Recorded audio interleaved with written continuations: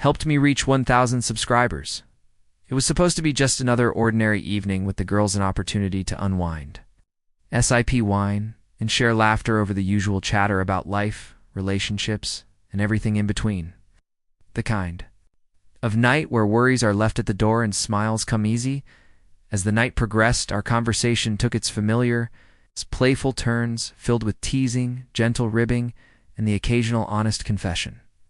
At one point, someone asked what our ideal man would be like. Without thinking, I laughed and blurted out my answer.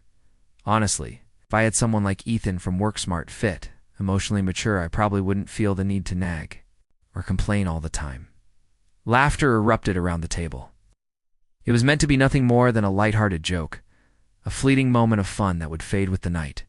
I didn't dwell on it.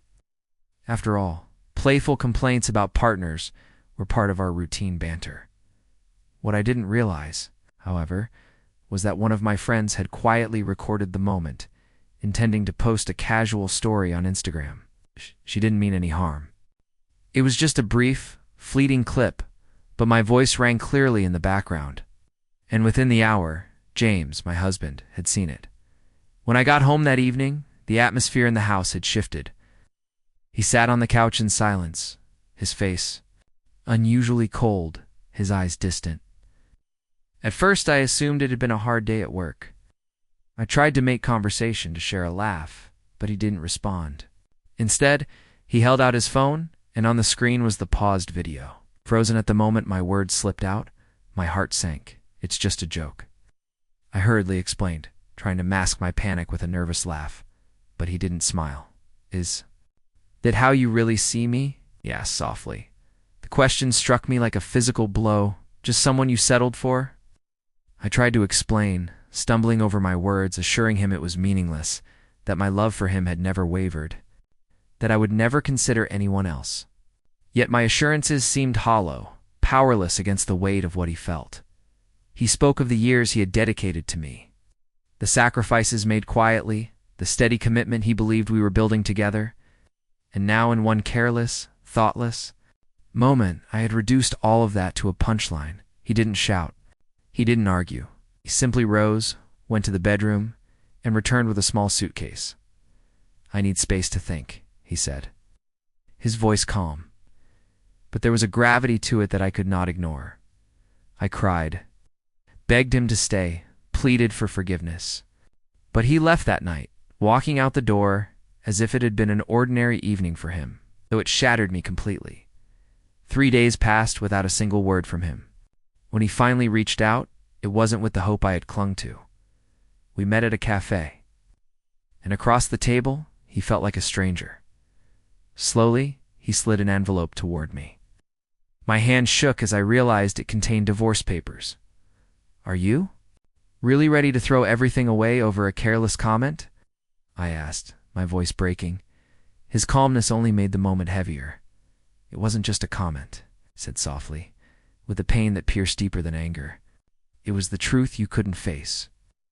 Your heart didn't see me as the first choice, I pleaded, suggested therapy, promised change, but the decision had been made.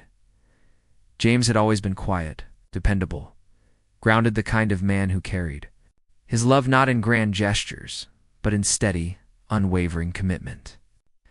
I had failed to notice the silent endurance of years filled with subtle slights, comparisons, and tiny frustrations. That night's joke had been the last straw.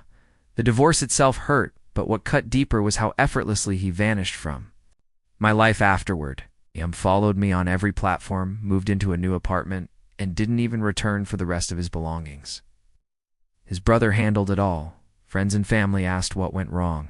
I tried to downplay it, calling it a misunderstanding, but deep down, I knew the truth. Weeks later, I saw Ethan at work, polite, friendly, asking about my well-being. He was completely unaware of the role he had inadvertently played in the unraveling of my life. I smiled, forced my voice into casual tones, but inside, I was sick with regret. I had used his name as a joke, a careless throwaway, and in doing so, destroyed something irreplaceable. There had never been feelings, only empty words. That carried consequences I hadn't imagined. Months passed, and from a distance, I watched James rebuild. He seemed lighter, freer, genuinely happier. And it tore me apart to see that the man I had taken for granted was thriving without me. The cruel irony of it stung sharply. I had thought I deserved more, but in reality, he had been everything I truly needed. Finally, unable to contain the remorse, I wrote him an email. I poured my soul into it, admitting every small way I had chipped away at his trust and love, expressing regret for every careless word, thanking him for the devotion I had failed to appreciate. But he never replied. That silence, more than any words, confirmed that he had moved on, closing the chapter, while I remained trapped. Endlessly replaying the story of my own failure, I lost the best man I had ever known because I couldn't hold a fleeting joke in my mouth. Now, whenever someone casually jokes about their partner, my heart tightens. It has been a year since that night. I am still single, still healing, still trying to transform into someone worthy of the love I once had. I have learned the value of words, the weight of what we say about those we love.